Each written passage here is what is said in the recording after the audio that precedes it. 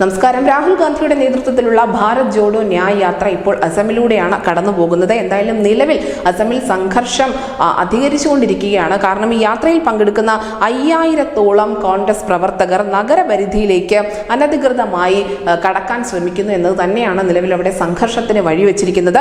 Congress rally Guwahati റോഡിലേക്ക് ഇറങ്ങുന്നത് തടയാൻ സംസ്ഥാന പോലീസിന്റെ വലിയ സന്നാഹവും ഒരുക്കിയിട്ടുണ്ട്.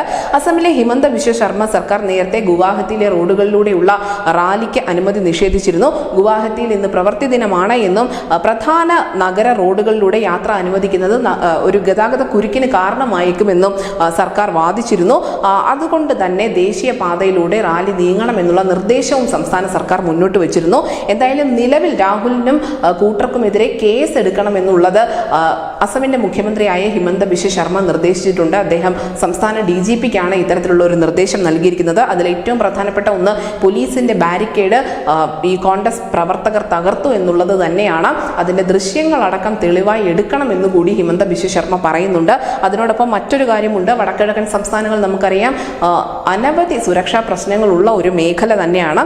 അതുകൊണ്ട് തന്നെയാണ് അസമിലേക്ക് കടക്കുമ്പോൾ അവിടെ സുരക്ഷ ഉറപ്പാക്കേണ്ട ഒരു ബാധ്യത സംസ്ഥാന സർക്കാരിന് വരുന്നത്. ഈ ബാരിക്കേഡ് പൊളിച്ചതിന് ഒപ്പം തന്നെ പ്രവർത്തകരെ പ്രകോപിപ്പിക്കാൻ ഉതകുന്ന വിധത്തിൽ പ്രസംഗം നടത്തി തുടങ്ങിയ കുറ്റങ്ങളൊക്കെയും ഹിമന്ത ബിശ്വ ശർമ്മ നിലവിൽ ചൂണ്ടിക്കാട്ടുന്നുണ്ട്. എന്തായാലും കേസ് എടുക്കുമെന്നുള്ള കാര്യത്തിൽ യാതൊരു തർക്കവുമില്ല. പക്ഷേ ഈ കേസ് എടുത്തതിന് ശേഷം അത് രാഹുൽ ഗാന്ധിയുടെ അറസ്റ്റിലേക്ക് നീങ്ങുകയാണെങ്കിൽ തീർച്ചയായും ഒരു വലിയ രാഷ്ട്രീയ സംഭവമായി തന്നെ വിലയിരുത്തപ്പെടും. പക്ഷേ അത് കോൺഗ്രസ് പാർട്ടിക്ക് നൽകാൻ പോകുന്ന ഒരു മൈലേജ് അത് നെഗറ്റീവ് ആയിരിക്കുമോ പോസിറ്റീവ് ആയിരിക്കുമോ എന്ന് പറയാൻ സാധിക്കില്ല. എന്തായാലും അസമിൽ ഒരു വലിയ നീക്കം ഹിമന്ത ബിശ്വ ശർമ്മയുടെ നേതൃത്വത്തിൽ നടക്കുന്നുണ്ട്. News desk Malayalam.